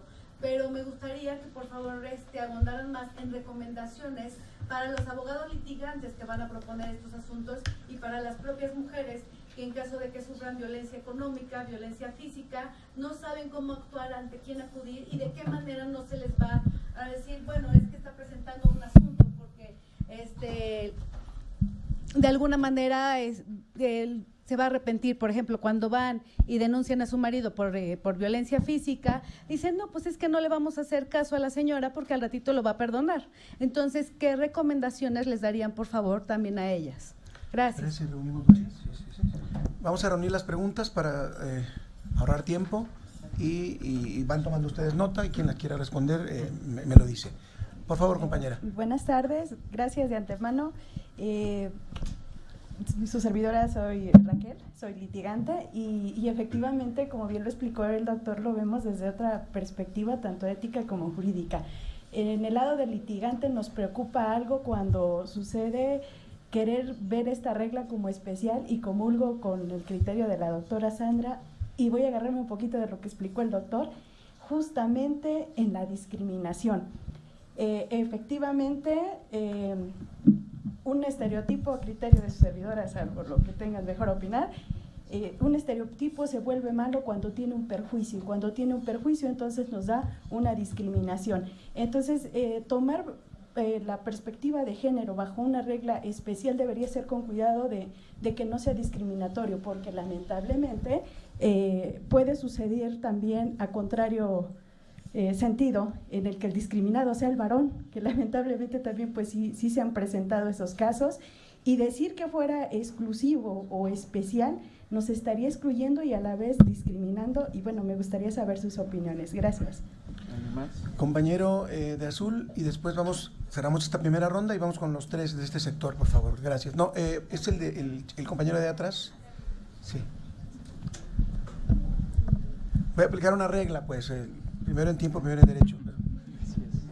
Sí, muy buenas tardes. Mi nombre es David, alumno de esta máxima casa de estudios, FES Aragón. Retomando un poco lo de los 4 ponentes, estamos en este congreso efectivamente analizando un poco, al menos en mi perspectiva, las diferencias y los conceptos, ¿no?, muy personales en cuanto a diferenciar género, estereotipo, equidad, igualdad. En ese sentido, yo me pregunto, entonces, los de afuera tienen un gran problema, y ese problema se nos remite a nosotros, los que en algún momento vamos a defender, vamos a litigar los problemas que se ocasiona allá afuera, ¿no? ¿Por qué? Porque efectivamente todo el mundo pelea algún tipo de equidad, alguien por ahí pelea el que se le ponga un nombre específico a lo que está sucediendo, cuando en realidad nos metemos más en problemas y posiblemente beneficio perjudique a alguien. Retomando lo de la licenciada Sandra, yo comulgo un poco más con ella. Tengo profesores, y cuando digo profesores, hombres y mujeres, en donde efectivamente dicen, bueno, ¿para qué nos metemos más en problemas en quererle dar gusto a un sector cuando más lo comprometemos? Una profesora nos decía, y se me quedó muy bien grabado, nos dijo, bueno, si cuando se le priva de la libertad o de la vida a una mujer se le llama feminicidio, ¿qué significa entonces cuando se encuentra un hombre desnudo y violado? ¿Va a ser entonces lo contrario? Bueno, pues entonces ahí nos vamos a tener que meter en otra perspectiva. Retomando lo que decía también el licenciado Ramsés, pues efectivamente como que no podemos estar sesgando todo, porque si no entonces pasa lo que él mismo comentaba. Voy a reclasificar, ya me llega a mí un caso como juez, como yo no puedo entonces tener todas las pruebas concisas, entonces me reclasifican, y entonces lo que yo buscaba en un principio ya no se me va a poder dar, y entonces en paralelo a lo que usted comentaba, ya no sería ahí a lo mejor buscar un fin argumentativo, sino un fin del hecho. ¿Qué quiero yo o cuál es mi fin al decir feminicidio? ¿Quiero implementar una mayor pena? Pues simplemente lo hago desde el principio, cuando digo es una privación de la vida, y me quito de problemas de andarle buscando algún concepto que yo mismo al momento no lo voy a poder comprobar. Muchas gracias. Gracias. Vamos a pedirles a los compañeros del panel que contesten las preguntas para pasar a la segunda ronda. Quien quiera tomar la palabra, Sandra. Bueno. Es la que veo más con la mano levantada. A ver, empiezo por esto último del feminicidio y un poco si hay discriminación contra los hombres.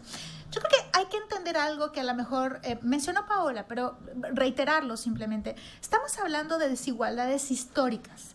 Es decir, lo que se está sancionando con esto es que hay una desigualdad histórica que el derecho tiene que corregir. Lo dice Carol Smart, me parece que de manera muy smart, muy claramente, ¿no? El derecho tiene que hacerse cargo de la forma en la que ha replicado estereotipos, en la que ha replicado desigualdades, es decir, en la que ha replicado roles de género excluyentes y asimétricos de poder. El derecho tiene que hacerse cargo de eso. Y entonces, cuando estamos hablando de perspectiva de género o estamos hablando de cuestiones más particulares ya como el feminicidio, en realidad lo que estamos hablando es eso, de que el derecho se tiene que hacer cargo de esa desigualdad que el derecho mismo ha producido. Por eso también Carol Smart dice, así como el derecho refleja ese orden de género, el derecho tiene el potencial de crear un nuevo orden de género. Cuando la Suprema Corte de Justicia en México resuelve el caso del matrimonio entre personas del mismo sexo para Oaxaca y después los subsiguientes, lo que hace es crear un nuevo orden de género. Es decir, ese orden de género que estaba ahí puesto, diciéndonos que el matrimonio solo podía ser entre hombre y mujer, en realidad no hace más que replicar una forma de ver el mundo que es excluyente. Entonces yo, Suprema Corte, me tengo que hacer cargo de eso y reconvertirlo y decir, esa norma que dice que solamente el matrimonio es entre hombre y mujer es inconstitucional. y creo un nuevo orden de género, un nuevo orden de género y un nuevo orden jurídico a regañadientes de los locales, ¿no? de los congresos locales. Pero entonces lo que hace el derecho en este caso es tratar de impulsar formas distintas de entendernos y de relacionarlos con el feminicidio. ¿Por qué el homicidio de un hombre que ha sido violado no necesariamente tiene la misma naturaleza que el feminicidio? Porque los hombres no son un grupo en esos términos en situación de subordinación histórica como las mujeres. Eso no significa que los hombres no puedan ser violados, obvio que sí, y que los maten por esas razones, obvio que sí, pero lo que se está sancionando es esa subordinación, esa relación asimétrica de poder histórica que el derecho está tratando de corregir. Podemos discutir, y en eso ya puedo yo estar de acuerdo, si la forma en la que se tipifica el feminicidio es la más adecuada y si esto nos permite ofrecer las pruebas más idóneas o si eso mete en un berenjenal a los pobres jueces y juezas. Eso ya lo podemos discutir, digamos, por separado, pero no la razonabilidad de la existencia del feminicidio y de las reglas que acompañan todo esto. Y por eso es que no hay, cuando se aplica todo esto, no hay una discriminación inversa. Por eso es que no hay una discriminación inversa, ¿no? Porque lo que se está haciendo es asegurar el derecho de igualdad de aquellos que nunca lo han tenido. Entonces es como tratar de llevarlos a una igual valoración jurídica de las diferencias, digamos, en términos ferrajolianos más simples. Y recomendaciones para los litigantes. Yo creo que no son muy distintas a las de los jueces en principio, porque igual es lo mismo. ¿Qué tipo de pruebas tengo que...? Yo pienso mucho en materia penal también, una disculpa porque trabajo también mucho en materia penal, pero ¿qué tipo de pruebas tengo que ofrecer en un sistema acusatorio, ¿no? O sea, tengo que ofrecer pruebas que se relacionen con el comportamiento sexual de la víctima. Pues tal vez no, pero sí tengo que ofrecer, sí tengo que ofrecer algunos tipos de pruebas que me den más contexto, los elementos más materiales, que me den contexto, que me permitan entender pruebas, que me permitan llevar al indicio. Entonces, si no logro establecer esto de un lado y de otro, entonces pierdo, ¿no? Entonces, porque la mayoría de estos son delitos ocultos. Entonces, por eso tenemos que llegar como por otro tipo de elementos que vayan construyendo piececitas de un gran rompecabezas y que al final termine esto en siendo una circunstancia que pruebe algo, ¿no? Pero igual, es lo mismo. Hay que cuidar qué pruebas ofrezco, hay que cuidar dónde pongo los énfasis, hay que cuidar lo mismo que tendrían que hacer los jueces en sus argumentos. Yo creo que no es muy diferente a lo que tendrían que hacer los litigantes. ¿Alguien de ustedes, Ramsés? ¿Paula? Respecto a las recomendaciones hacia los juristas, viendo en el fondo cómo deben defender a sus representados, coincido con Sandra, no son muy distintas a los que debe tener en consideración el juez.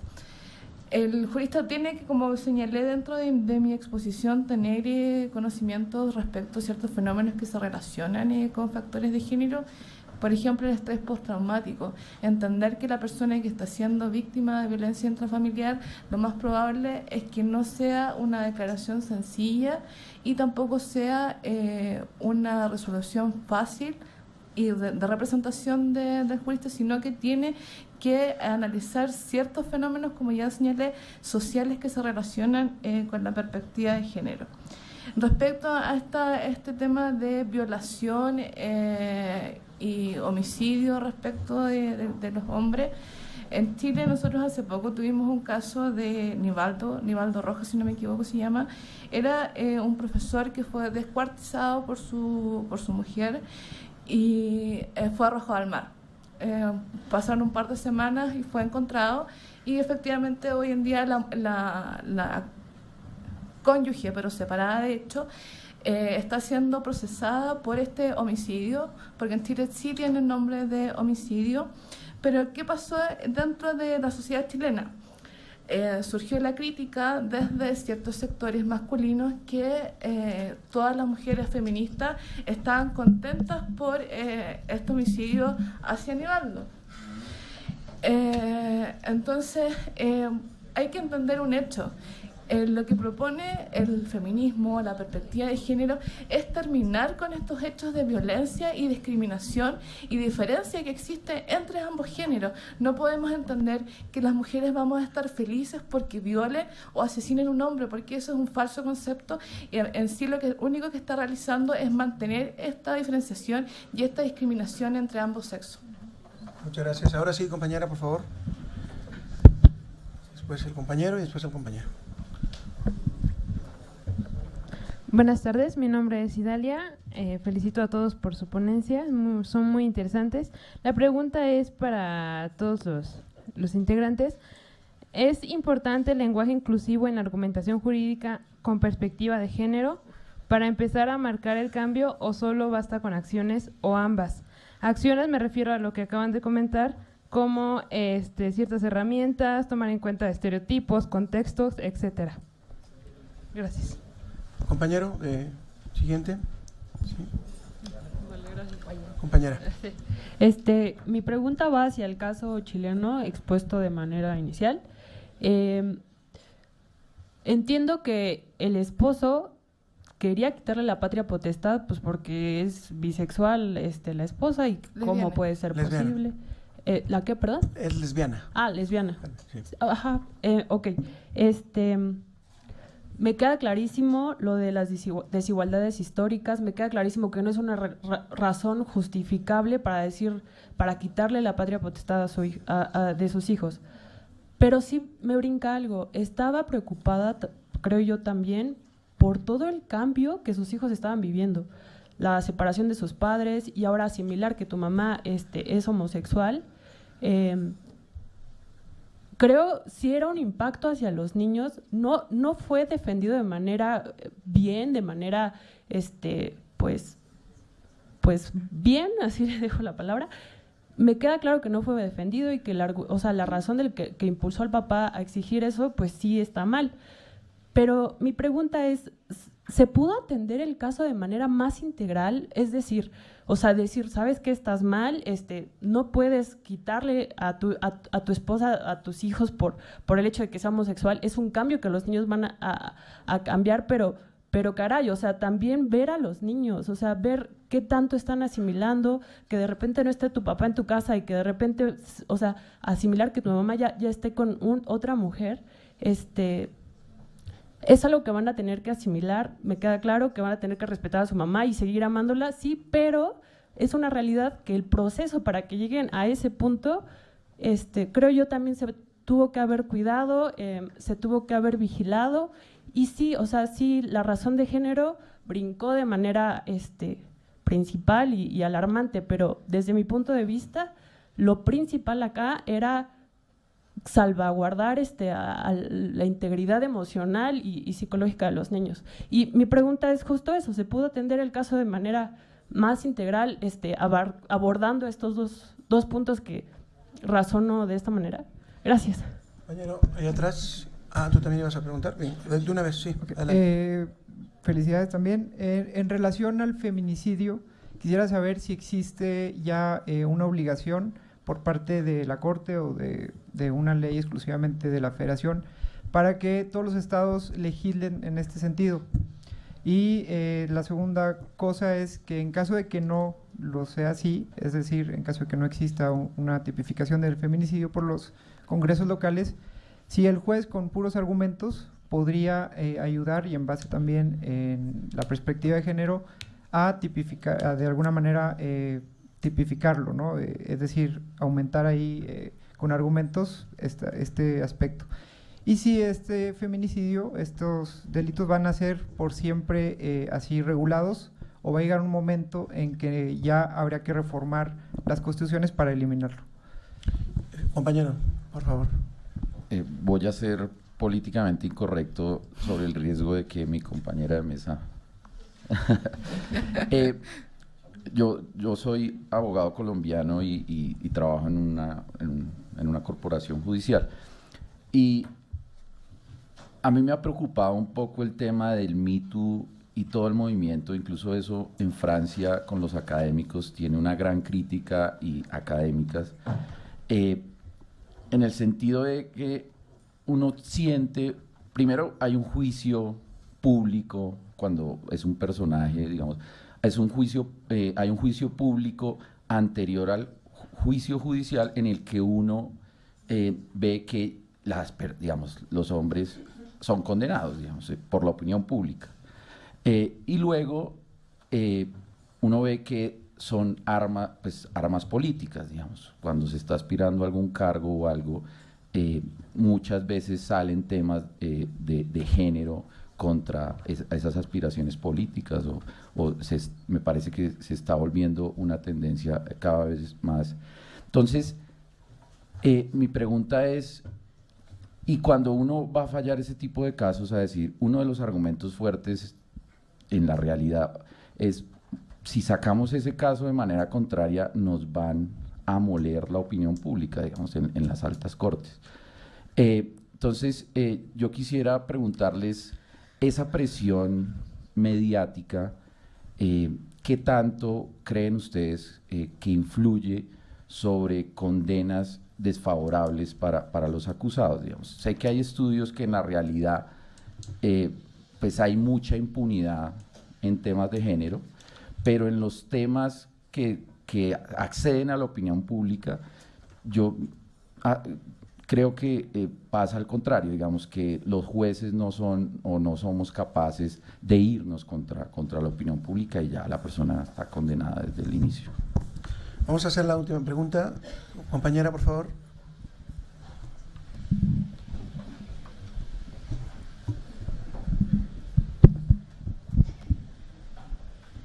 Felicitaciones a la mesa, a todos y todas. Quizás como complemento de lo planteado por Camilo, que me antecedió en el uso de la palabra, para complementar este escenario, yo pongo también una pregunta políticamente incorrecta. ¿Es delgada la línea que separa la argumentación considerando el contexto histórico, social, político de las mujeres? Pero, ¿y qué pasa con el principio, con la presunción de inocencia, que es un principio básico para todos los seres humanos? Entonces, allí también empata, diría yo, con lo que Camilo comentó y dijo, también ahí hay un peso para quien toma la decisión final, decisión judicial. En ese sentido. Gracias. ¿Quién quiere empezar con las respuestas? Bueno, yo, tres de las que… Del lenguaje inclusivo, sí, bueno, yo creo que sí es necesario. Ahora, claro, hay dificultades incluso lingüísticas, ¿no? Ayer por aquí, para no robar crédito, Magali Miranda nos comentaba que justo la Real Academia se va a reunir en noviembre para el tema del uso de la E, ¿no? Entonces, sí, yo, claro, lenguaje inclusivo. Pero les cuento una anécdota así rapidísimo. No solo es esa dificultad, sino dificultades institucionales.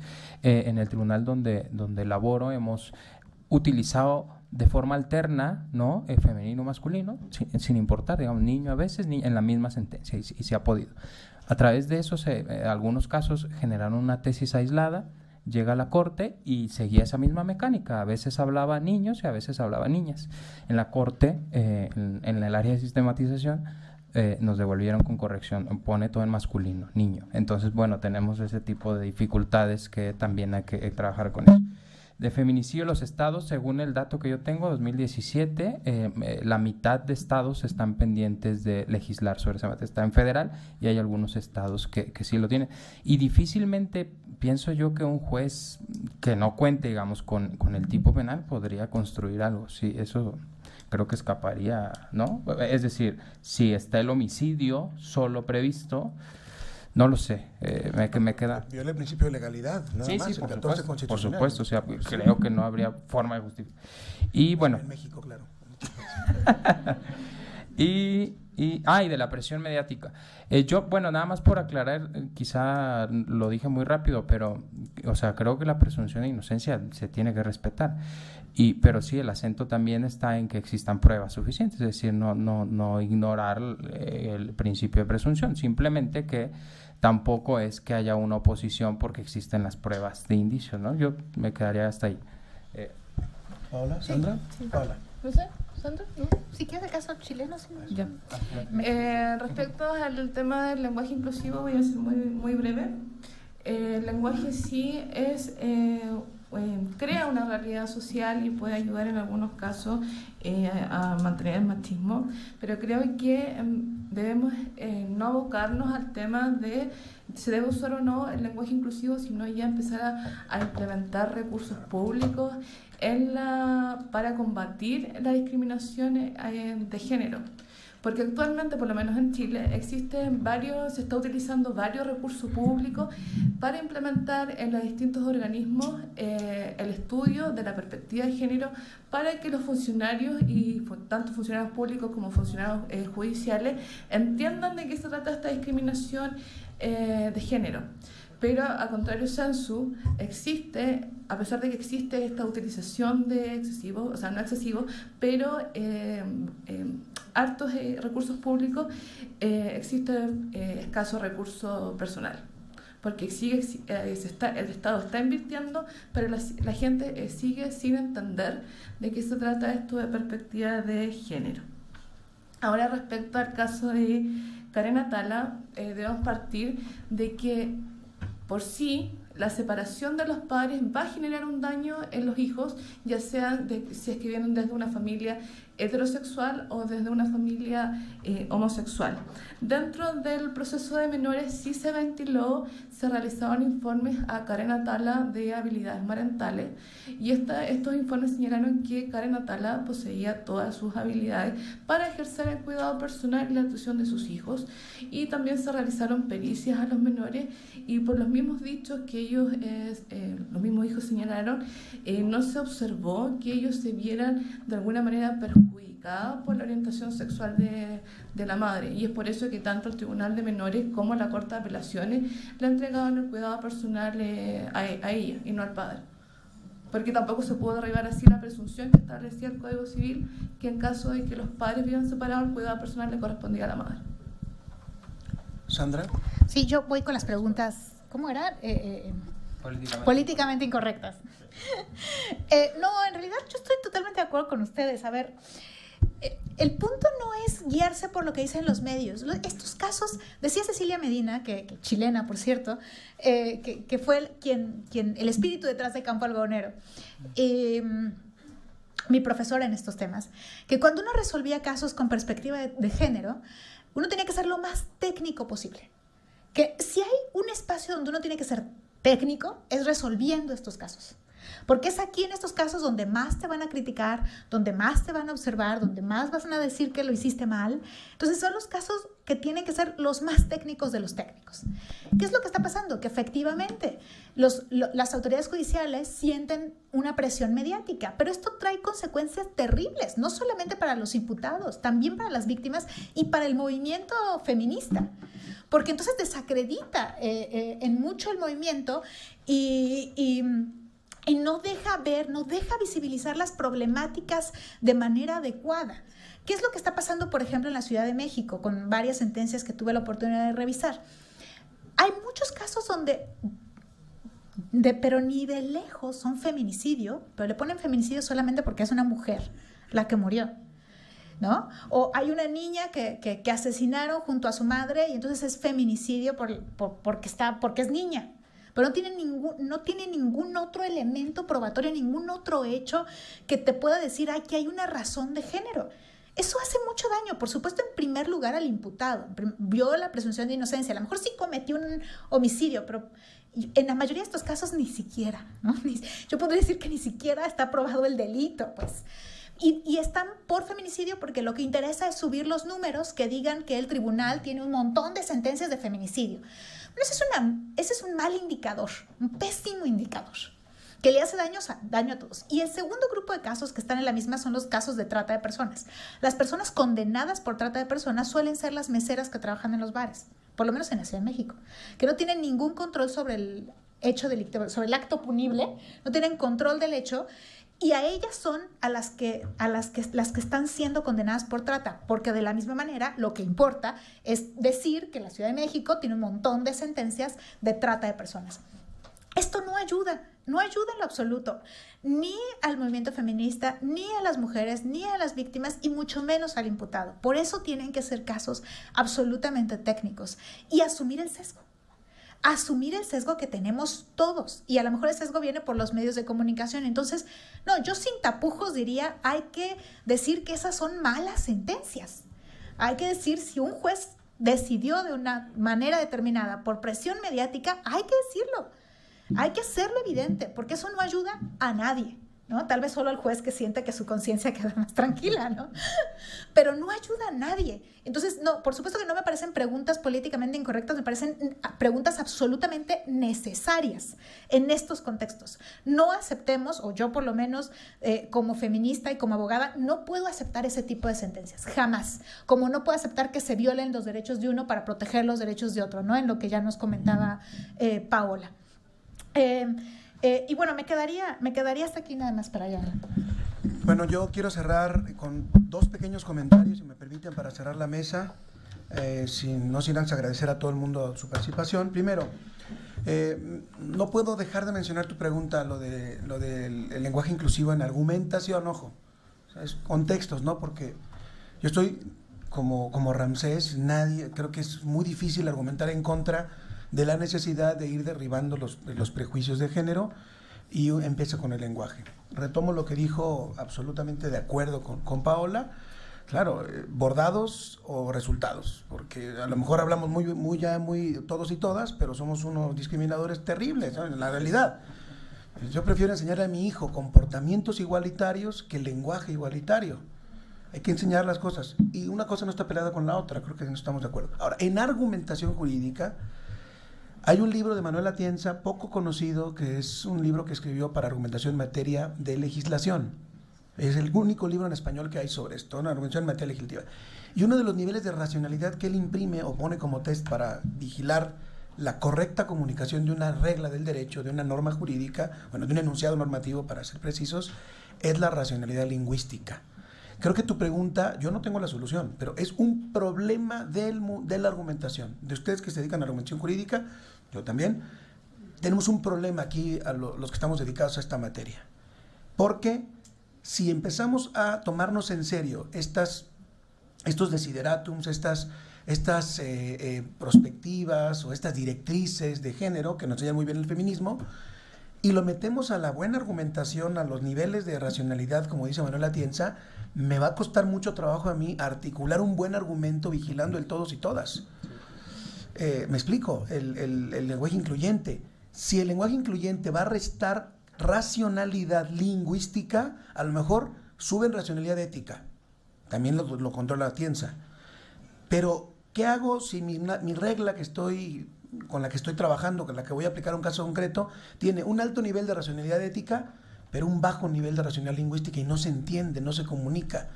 Decía Habermas, el derecho que no se comunica bien no es derecho. Y yo tengo problemas ahí, tengo graves problemas para ver si en una buena argumentación, en casos difíciles o trágicos, ya es de suyo argumentar en el lenguaje castellano cargado de prejuicios machistas, es difícil.